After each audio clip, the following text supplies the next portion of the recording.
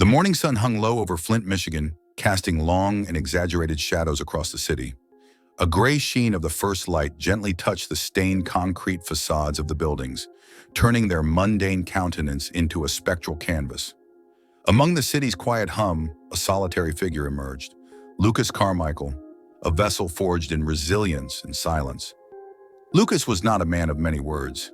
His silence was his sanctuary, where he hid the maelstrom of his past, a past submerged in the waters of a cruel flood that had claimed everything he once held dear. The only surviving ember from that inferno was a hard-fought optimism, cradled within the hollows of his weary heart.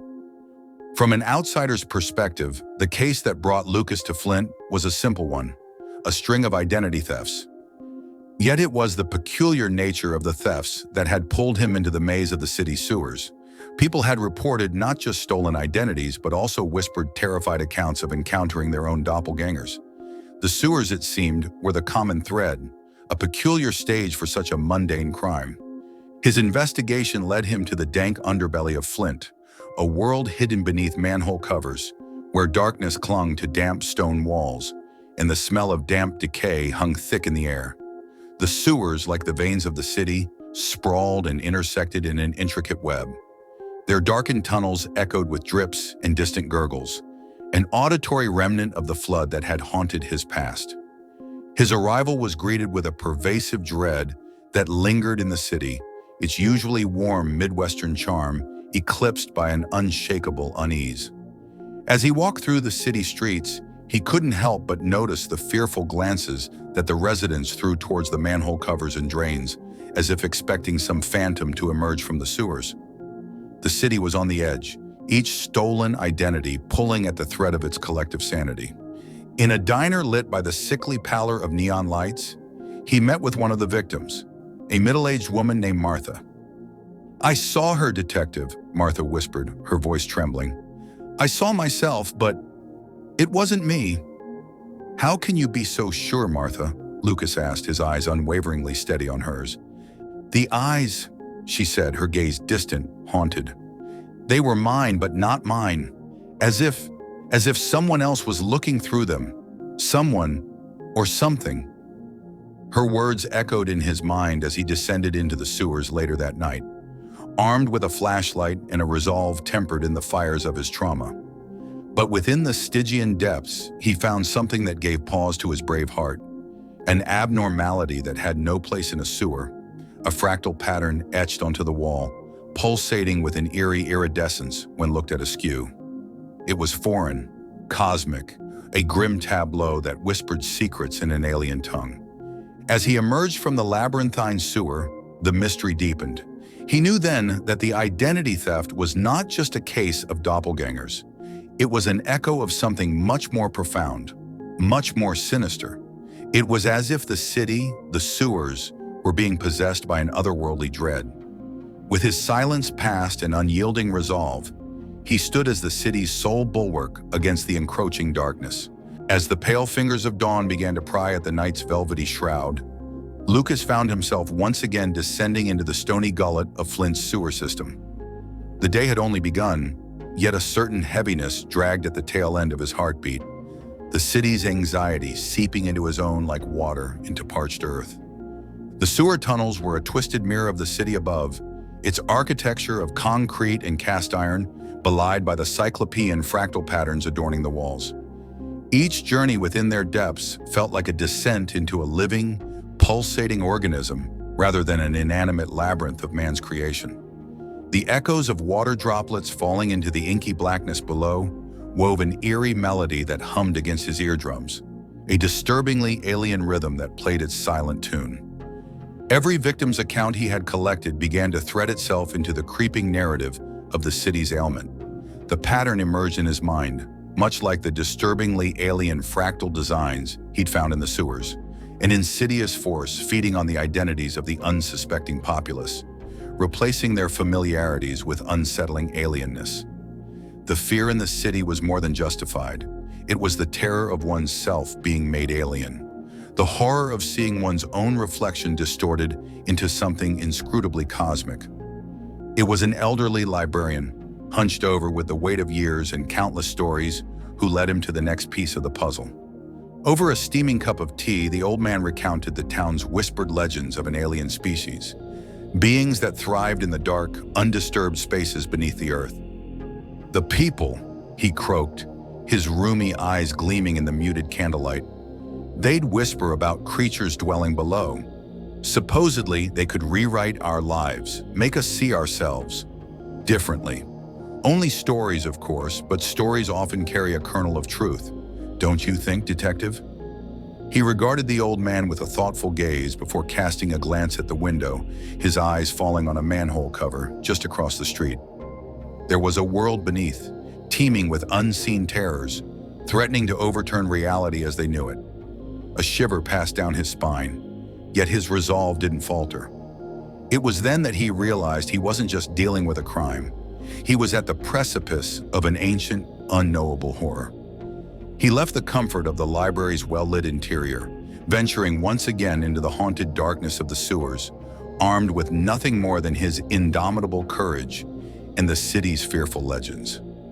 Each step he took, every echoing drip of water, reverberated within the cavernous depths, the echoes whispering of a terror that is slowly unraveling itself, one fractal pattern at a time. The echoes, like an ominous chorus, made way into the next chapter, foreshadowing the impending confrontation with the unknown. Lucas moved through labyrinthine tunnels that snaked beneath Flint. His flashlight cut through the oppressive darkness, the stark beam painting stark shadows across the twisted, fractal-etched walls. The cryptic patterns danced on the edge of his vision, each glance unveiling another layer of incomprehensible detail. In the grip of the sewers, the city's dread found a chilling echo within him. The concrete reality he'd once known was gradually submerging beneath a rising tide of the unknown and the uncanny. The alien hieroglyphs, the echoing whispers of the sewers, hinted at an intrusion far more profound than identity theft. They told of lives being overwritten, of realities being replaced, one unsuspecting victim at a time. He surfaced from the dark underbelly of Flint to confront one of the affected victims once again, a man named Edgar. Once jovial barkeeper, he now wore an eerie calm, his persona draped in an alien tranquility. The interaction was a chilling reminder of the city's unraveling normality. "Something's different about you, Edgar," Lucas murmured, studying the man whose once familiar features now seemed draped in an alien sheen. "I feel like I've been awakened, Lucas. Like I've been seeing through fogged glass my entire life. And now it's clear." Edgar's voice was the same, yet it resonated with an alien undercurrent that sent shivers down his spine. During the conversation, a terrifying vision gripped Lucas. A specter of a cosmic entity unfurled before his mind's eye, an abhorrent beauty that straddled the fine line between awe and dread. It was a glimpse into the abyss, a peek into the unfathomable, a revelation that this was a terror beyond his understanding.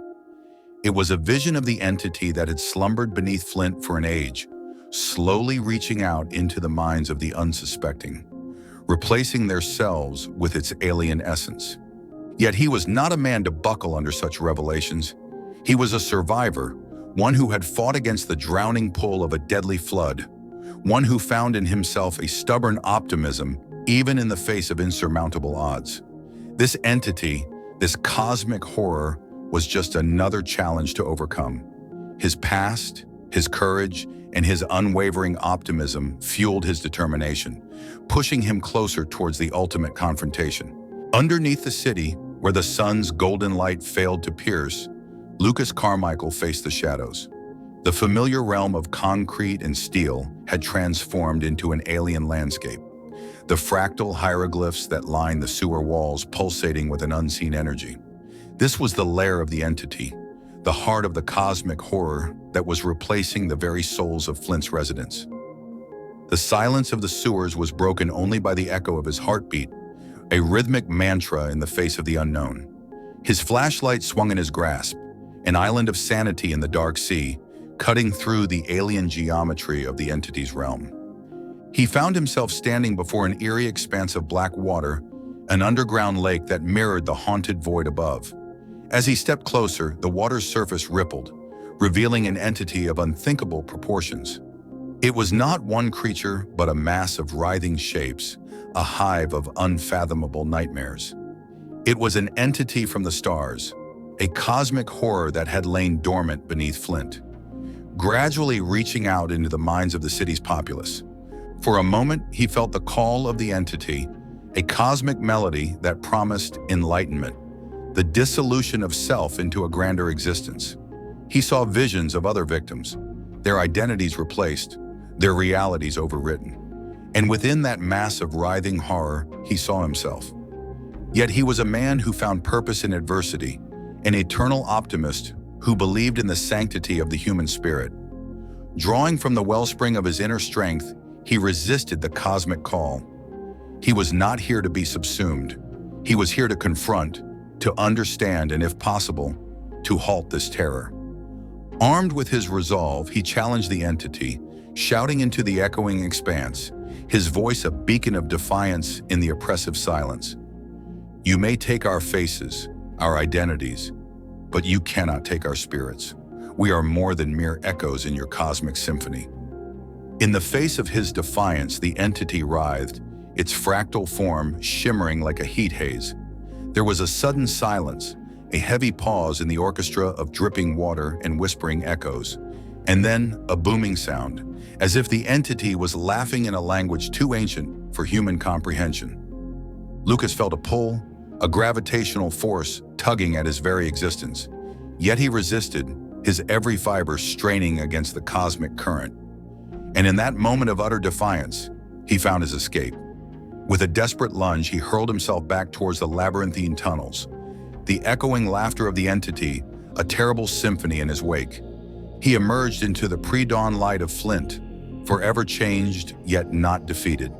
He bore the memory of a brush with the cosmic entity, a horror that lurked beneath the city's surface, a tale of a flood that washed not over the city, but through its very souls.